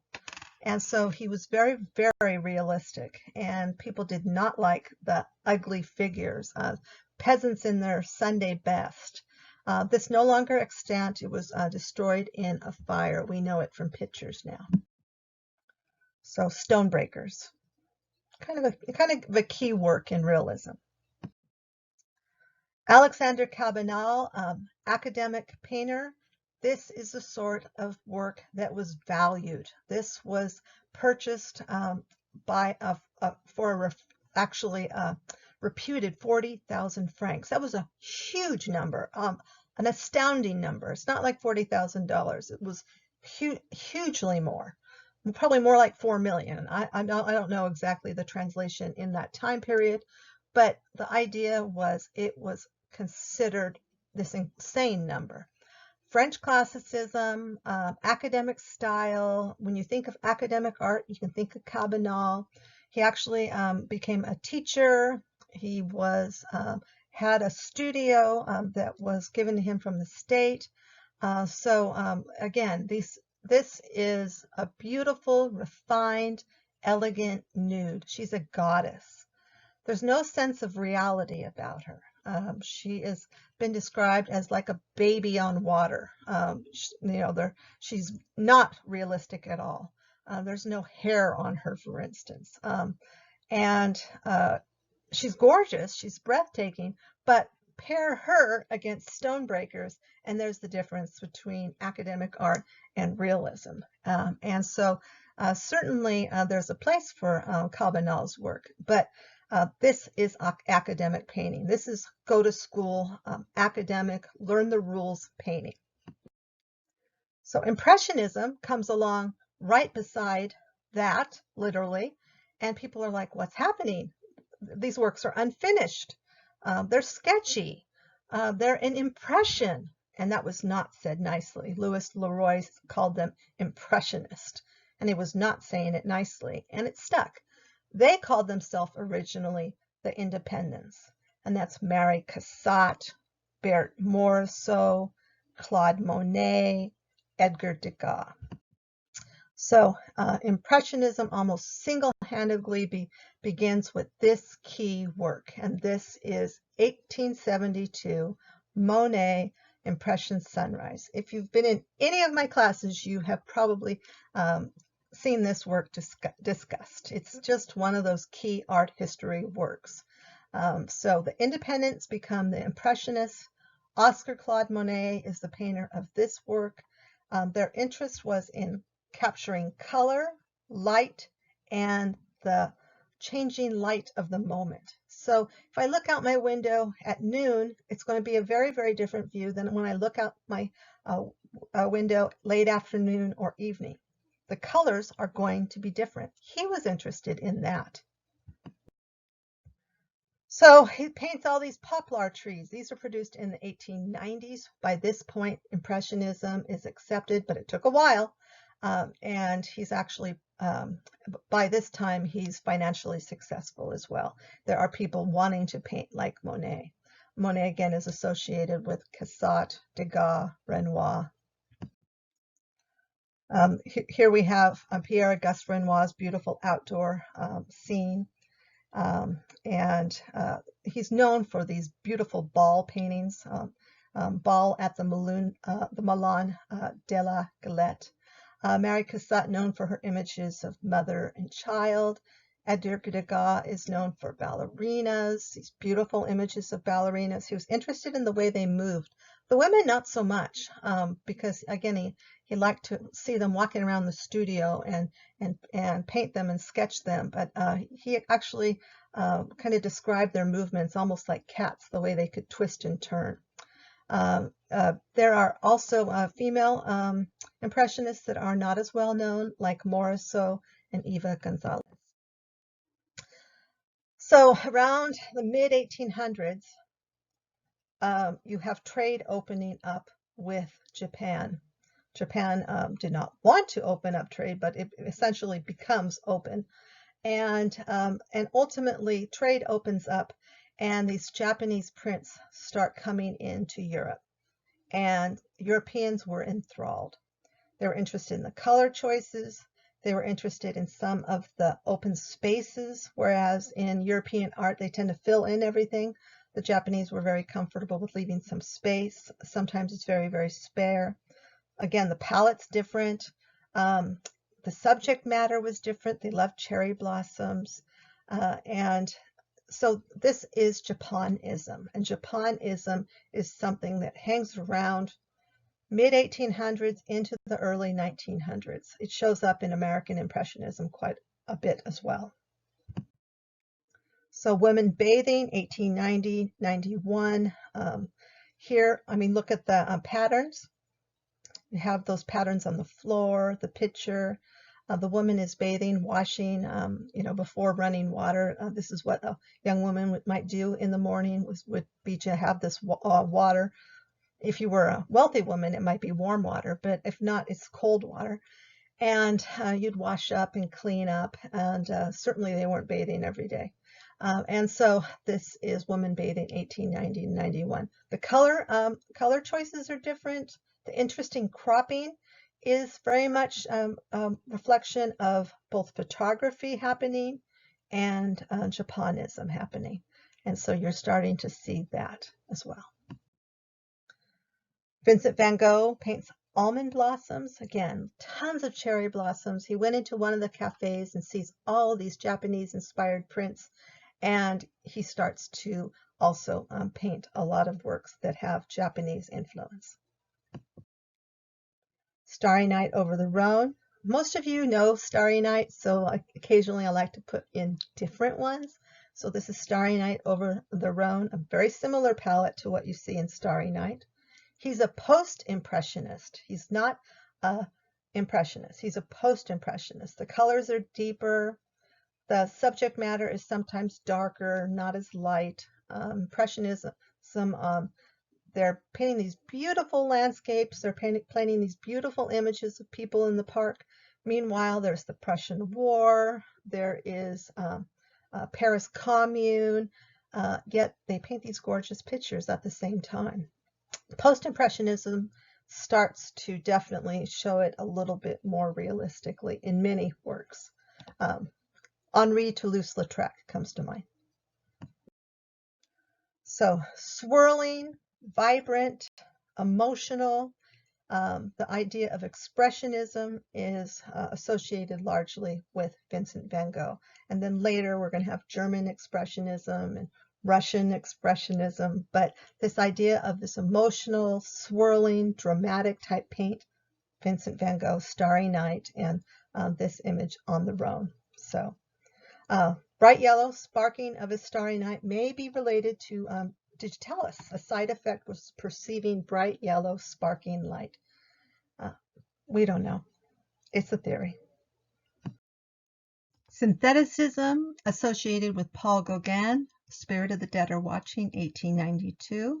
And so this is again associated with Gauguin, Bernard, around 1880s and 90s, emphasis on two-dimensional flat subjects, not as deep, the space isn't as deep, swaths of color, broad swaths of color. He used the word syntheticism, which basically means color planes and lines, and this idea of having an idea or feeling of the subject. That's a little deeper. So this is Spirit of the Dead Are Watching, and this was his young lover. Again, I don't understand why they don't ever mention that very much when they talk about Gauguin. But this was a young Tahitian young woman, and she was very superstitious, and there's this sense of the spirit of the dead being in the background. And then those little sparks of light, some have interpreted as also being these sort of spirits. And so in any case, this is a fearful young woman. She's just kind of fearful, and her body's very, very petite. The aesthetic was very different than European women at the time. And this was a work that befuddled the European taste because, again, it was so different. It was a woman of color, and they just didn't understand it. They didn't understand what Paul Gauguin was doing, and he wasn't appreciated in his lifetime. So Cerisay, The Talisman, 1888, Musée d'Orsay, a painting lesson. This is, again, this idea of swaths of color to describe what you see boldly. And so this is associated also with syntheticism. Portraiture, a blend of realism, academic art, impressionism, and that's John Singer Sargent. He's not easily classified. Many artists do not fit cleanly in an ism, and you should know that. So Daughters of Edward Darley Boyd, he was a friend of his, and it's a unique portrait because you have these four young girls, and they're not arranged like a Christmas card. They're each different. They're each in kind of their own personality coming through. This was very, very unusual for the time period. It's a huge work. The youngest daughter, Julia, is in the foreground. Marie-Louise stands to one side, and Jan and Florence stand by the vase. The work was greatly admired, and he was a painter and friend to Sargent. One interesting note, none of these young women married, which I thought was kind of surprising when I was doing research, especially for that time period when such a high value was placed on good marriages. And they are posed with these gorgeous, you see it, Japanese vases. They are Japanese vases that this was a wealthy family, and you can see the Japanese influence here. Indeed, when the Boston Museum of Arts displayed this work at the Americans in Paris exhibition, they actually had these vases on both sides of the actual painting. So it's as if the ceramic paintings came out the ceramic pieces came out of the painting and landed on the ground in front of it. So this is one of the things Boston Museum of Art often does. They'll take objects that are inside a painting and display them in front of the painting. It's pretty cool. They do it often. And here's an example. If you dig long enough, you can find it online. So John Singer Sargent El Jaleo, and this is at the Isabel Gardner Museum, 1880s. Does not look like a fabulous museum on the outside. It's very plain. In the inside, it's designed like an Italian courtyard villa, and it's really quite gorgeous. And just off the courtyard is this beautiful example of this work. She has so much movement, and the light is so beautiful. You could also talk about the light-dark contrast, the chiaroscuro in this as well. But this sense of drama that it has. So this is, again, portraiture, but he also did other things, and this is an example that, again, something that just doesn't fit. It's a large, large work. Study for a Spanish dancer, El Jaleo. El Jaleo, it's daring, it's risky, it's unconventional. It's not symmetrical, which is interesting. It's asymmetrical. Nomadic gypsies were believed to ignore ethical principles and exalted superstition over Orthodox religion. They endured oppression in numerous countries, but artists and bohemians idealized them as free spirits. And you definitely have a sense of this woman being a free spirit. And look at the women against the wall. They're having a really good time. While some of the men are playing the music, and one of them is obviously asleep and or had too much to drink. Isabel Stewart Gardner Museum is famous as the largest art heist in history, and it's not too very far from the Boston Museum of Fine Art. Unsolved. So aesthetic movement. This is late 19th century, so late 1890s. A lot of people are not aware of this, and so this movement, the influence is very, very clear in like New York. This is the work of Whistler, and it's the Peacock Room, Harmony in Blue and Gold. Whistler painted over gorgeous custom leather walls, and the patron was mad. Later, his wife sided with the sometimes charismatic Whistler. But this idea of the aesthetic movement was art for art's sake. Just produce it because it's gorgeous, doesn't have to mean anything, doesn't have to do anything, art for art's sake. And so this is Whistler's famous Peacock Room. Eclecticism, the practice of deriving ideas, style, or taste from a broad and diverse range of sources, mixed themes, motifs, and influences. You can also see eclecticism sometimes in architecture.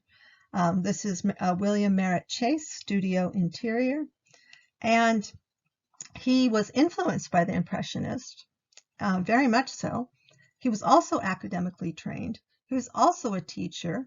He was also interested in experimenting, and so sometimes it's hard to explain some of his works. So versatile, multiple genres, types of art, and he's certainly influenced by Japanism, and so that is still happening at this moment in history. Encouraged his students to follow a preferred eclectic method, instructing them, take the best from everything. So it's very freeing. Arts and crafts movement. We can still find arts and crafts homes in the LA area. A lot of the Pasadena comes to mind. There's a lot of arts and crafts homes in Pasadena. In fact, you can even go on architectural tours. Arts and crafts shows up in furniture. It shows up in lamps. Arts and crafts is sometimes a derivation of it is mission style. So if you're looking at this going, no, that's mission style, it overlaps. The Peacock Room, this is one of the masterpieces of Whistler. And James McNeill Whistler painted over gorgeous leather walls, and the patron was mad. Deeply unhappy is an understatement. Ultimately, his wife sided with the sometimes charismatic Whistler. And so aesthetic movement is art for art's sake, just because it's beautiful. And it's, again, decorative. It's an artistic phase of the Victorian era, according to some terms. And it's again, it's art for art's sake. It's just because. This is an example of it. Dadaism. And here we have a Marcel Duchamp. The P is not pronounced. You'll occasionally still hear clips where it is, but it's not pronounced. And this is 1920s bottle rack, and this is a ready-made. Most famously, he produced Fountain, and here we have Fountain, which of course is a urinal, and it's a urinal that's been turned the wrong way, and it's been signed with a pseudonym. It's not even signed with his real name, and he submitted it to. He actually submits it to an exhibition, and then he's surprised when they don't want to display it, and that causes ultimately ends up in an art magazine. It ends up being this contentious work, and the idea is it's art because the artist says it's art. And essentially a lot of the precepts of installation art, performance art, a lot of art as we know it is because of this artist. He's regularly listed one of the top 10 most influential artists in history, Tate Museum. So yes, it's hard to believe, but yes. Cubism, 1910s, 20s, George Braque, Pablo Picasso. He renders a 3D object in 2D space, the idea of showing more than one side.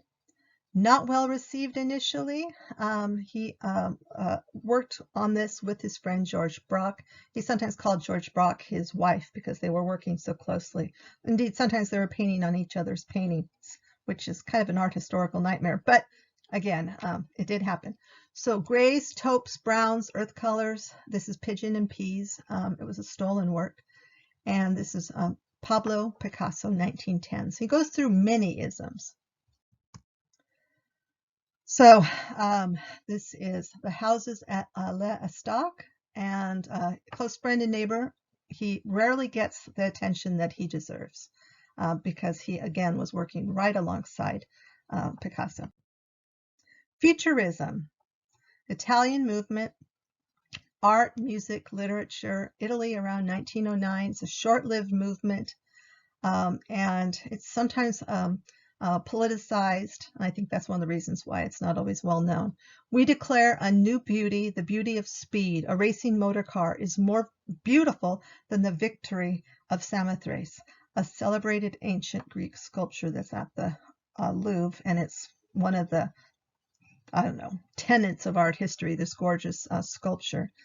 And this is Umberto Boccione's Unique Forms of Continuity in Space, 1913 bronze. Lots of sense of movement in this one. Giacomo Balla, Numbers in Love. This is a detail at the Guggenheim. And constructivist. So also a rather political movement as well as an artistic movement. The idea of machine aesthetics, and futurism is also interested in machinery aesthetics. There's a sense of that as well. And the Guggenheim recently had a exhibition of the futurist. German Expressionism. This is an example of German Expressionism. German Expressionism is not always pretty. The figures are sometimes sharp-edged. One critic described it as almost being as if the figures are turned inside out, that their feelings and everything are on the outsides as well. He did a number of streetwalkers on the streets, prostitutes on the street, women on the street, and his work, definitely not always happy themes. He was definitely struggled with depression. Indeed, he ends up committing suicide, sadly. Max Beckmann, also a German expressionist artist, 1917. The war affected him profoundly. He was an ambulance driver, saw a great deal of duress and pain, And you see some of that in this work, in this self-portrait. This is his self-portrait in red scarf. Surrealism, one of a lot of people's favorite types of artworks. They were originally inspired by the metaphysical painter De Chirico, Giorgio De Chirico. De Chirico is looking back to the classical past with this bust of Apollo. So you definitely see the connection. And so this is Song of Love, and it's at the MoMA, the Museum of Modern Art, and that's 1914.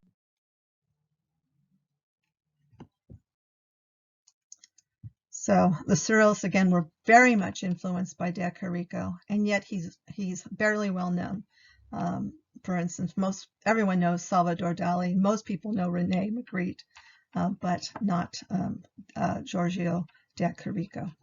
So Piazza d'Italia, and this is a great example of perspective that is also very much developed at this point. And so this was at a recent Christie sale, $312,500, which in our world, that's a bargain. So perspective defined, is again, the sense of space going in, gives the right impression of height, width, depth, and position when viewed from a certain vantage point, which is the viewer's vantage point. So surrealism, movement in art and literature, but more associated with art, I think, which led to the creative interest in the unconscious mind, the dream of the mind, dream imagery, and irrational juxtaposition of images. But lots of interest in that moment right before sleep or during sleep, and just a lot of interest in Freud and psychology. That's surrealism. Trompe-l'oeil, fools the eye. Salvador Dali was a master at it, and so associated with dreams. André Breton wrote the Surrealist Manifesto, 1920s, and so that's the beginning of largely surrealism, is that Surrealist Manifesto. And I think most people would say, oh, it begins with Salvador Dali. Salvador Dali would have said that too, but most people credit it more with Breton. Automatic writing, just writing. We might call it stream of consciousness writing. Again, the turn of the century, they were the writings of Freud, 1899 to 1900. Hyper-realistic, and this palette is very typical of Salvador Dali. You have this palette that's golds and blues. Often the Catalan coast shows up in his work. Catalonia was his hometown, where he grew up. You see time melting away. You see ants. He was kind of phobic of ants and grasshoppers and sex and all kinds of phobias. And then you have a sloth laying through the middle with this time clock melting away.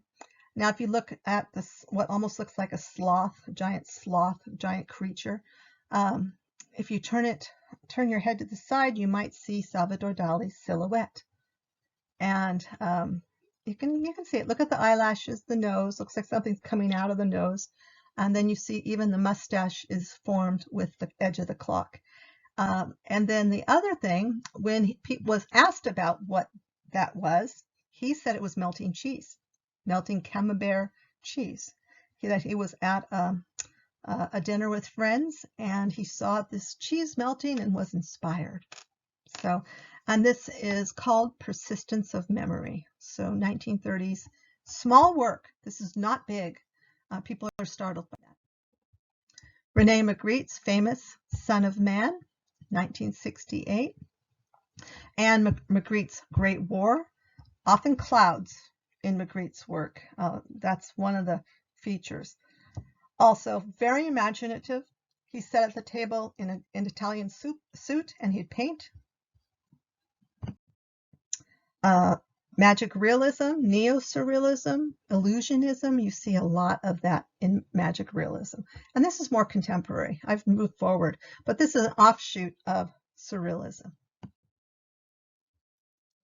And so, again, the term is from Franz Roh to classify this precision quality, this very, very imaginative, and Tomek Satowski, this is called Equality, there's no date. He's a really interesting artist, and he's a contemporary artist. He's active now. Rob Gonsalves, also an incredible artist who sadly struggled with depression, and he did commit suicide. And his work is quite imaginative and really, really interesting. And it's sad that there'll be no more. But here we have hyperrealism, but it's also very, very imaginative. These trees have been turned into cathedrals.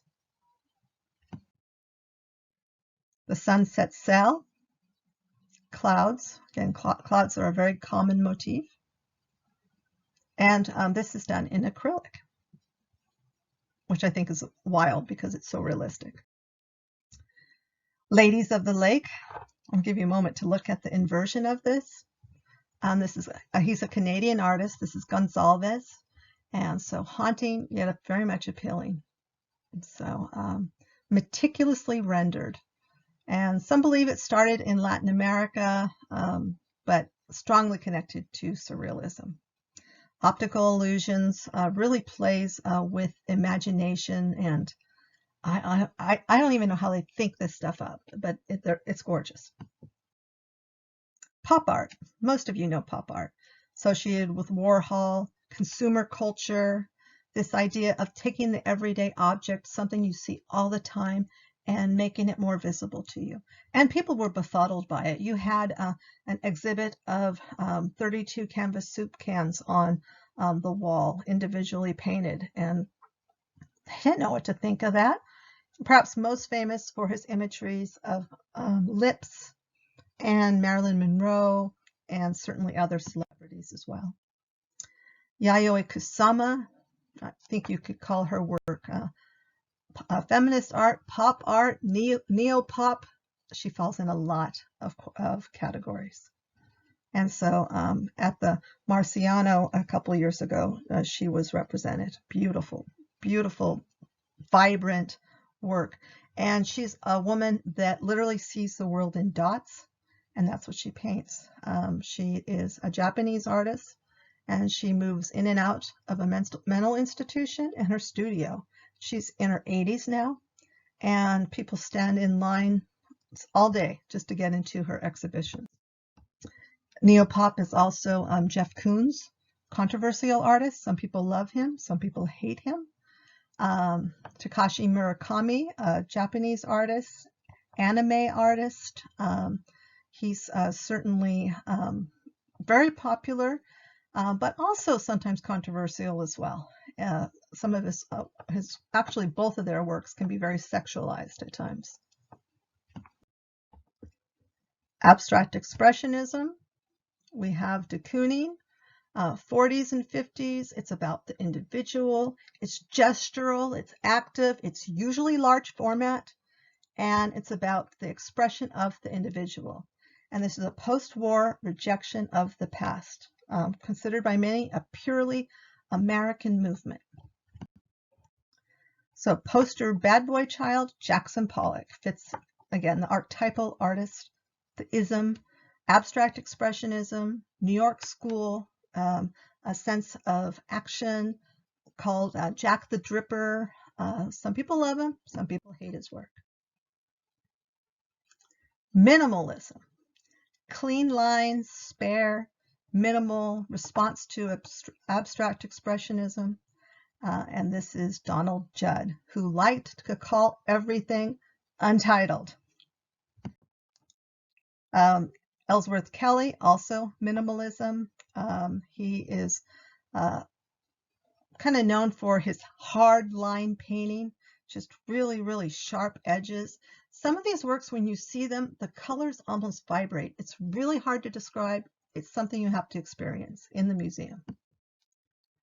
Bridget Riley, op art, associated with minimalism, but not completely minimalism. So op art or optical art. Her early work was black and white. Her later work is color.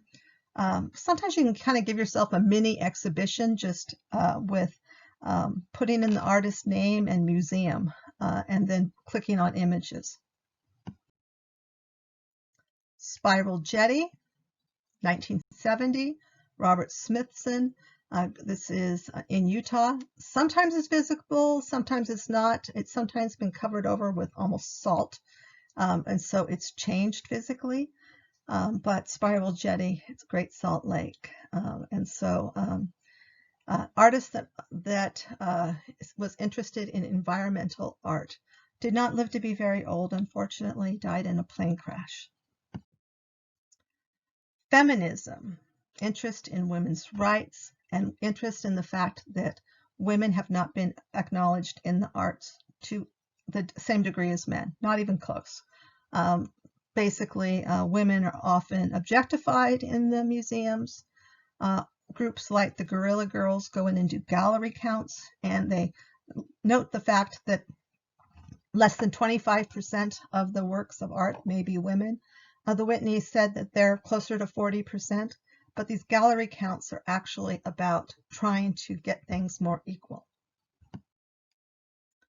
So Kiki Smith, one of the most important women sculptors today, and she's the daughter of Tony Smith. I think that helped her as far as being recognized. But again, she's one of the most important sculptors today. And so first wave feminism includes abolition, temperance, right to vote, and there was this sense that women needed to have better representation in the United States. And so suffragists confronting stereotypes of accepted feminine behavior challenged the cult of domesticity, and they're sometimes called blue stockings or intellectuals, and it was not said nicely. Kiki Smith's work is generally about the body, particularly the female form, and it shows up repeatedly in her work. Here's a work, the Rokeby Venus, and the Rokeby Venus, unfortunately, was slashed by a suffragette, and she was slashed in a gesture of revolt. And the painting has since been restored, but it was attacked with a knife, and she had 7 ugly wounds on this. She was upset at the time period, the arrest of Emmeline Pankhurst. I have tried to destroy the picture of the most beautiful woman in mythological history as a protest against the government for destroying Mrs. Pankhurst. And so it was very publicized, and so it's certainly feminism was certainly a word that was out there. It's not always used positively. I've heard terms like feminazi and other words, but the idea of equality is something that we're still working for in the marketplace. Second wave feminism, more radical, red stockings, 1970s. There are few jobs that actually require a penis or vagina. All other jobs should be open to everyone. This is Florence Kennedy. And third wave, 1990s, arguably still continuing. Equal opportunity, questioning gender roles, and you can certainly add LGBT art as well. And again, this interest in equal rights. And so feminism still very much present, but it's been active for a while. Some examples: Barbara Kruger. Barbara Kruger, your body is a battlefield. I shop, therefore I am, implying that all women do is shop. Your body is a battlefield. Interest certainly in women's rights to the choices of their body, abortion, anti-abortion, and other things as well. But in any case, this idea of the roots of feminism may have evolved with civil rights to a certain extent, and people were questioning equality and the roles of people. Still happening, and certainly you have examples like the Black Lives Matter movement. So some experts also think it evolved with abolitionist theories, people questioning slavery, and women in turn saying, I'm not given those choices either. So very educated women were sometimes called blue stockings. But again, this is Barbara Kruger. Her work's very distinctive. So move on. Again, her work is obviously often this palette. Hannah Wilke, performance artist, mixed media artist, feminist artist.